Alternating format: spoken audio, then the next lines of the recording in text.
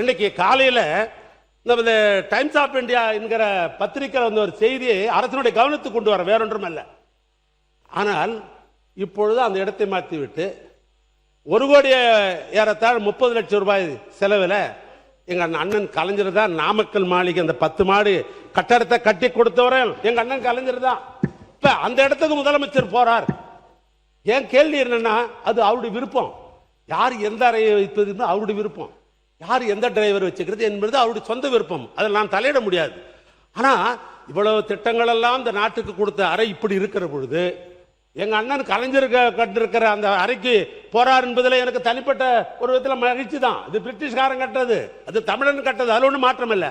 ஆனால் இன்றைய தினம் டைம்ஸ் ஆஃப் பத்திரிகையில் என்ன செய்தி வந்திருக்கிறது சொன்னால், இந்த டைம்ஸ் ஆஃப் பத்திரிகையில் 5.54 கோடி ரூபாய் மதிப்பிலான இந்த டெண்டர் ஆழ்நிலையில் விடப்படவில்லை. இந்த டெண்டர்ல ஏதோ ஒரு கோளாறு இருக்குதுன்னு டைம்ஸ் ஆஃப் வந்துக்கிறாங்க.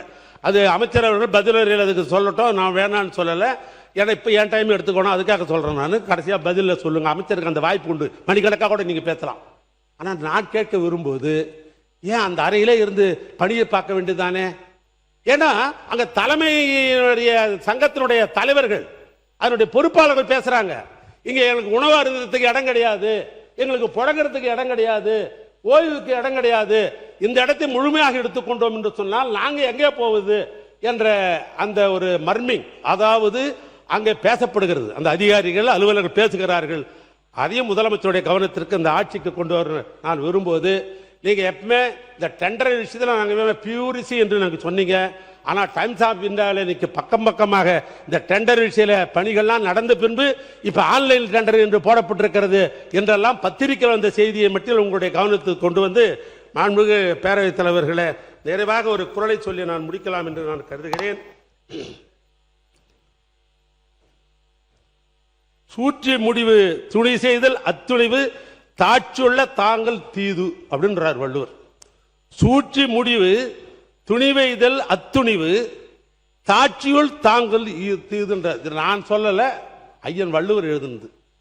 அது ஒரு செயலில் ஈடுபாடு முடிவெடுக்குவதற்கு முன்னால், ஒரு செயலில் ஈடுபட்டு முடிவெடுக்க முன்னால் அச்செயல் விளையும் சாதக பாதங்களை பற்றி ஆராய்ந்து முடிவெடுத்திருக்க வேண்டும். அப்படி முடிவெடுத்த பிறகு காலம் தாழ்த்துவது, எப்ப முடியாது, 3 மாசம் சென்று தான் முடியும், 6 மாசம் சென்று தான் முடியும், 2 வருஷம் சென்னாதான் முடியும், அப்படி காலம் தாக்குறோம் பார், அது எங்க வந்து முடியும் என்றால் தீதில் முடியும் என்று வள்ளுவர் சொல்றார். நான் இதெல்லாம் சொல்லல, இந்த ஆட்சிக்காரர் அட்வைஸ் பண்றாரு, ரொம்ப காலதாபம் பண்ணாதீங்க, அப்படி பண்ணீங்கன்னா அது தீதாக அமையும் என்று வள்ளுவர் சொல்லுகிறார்.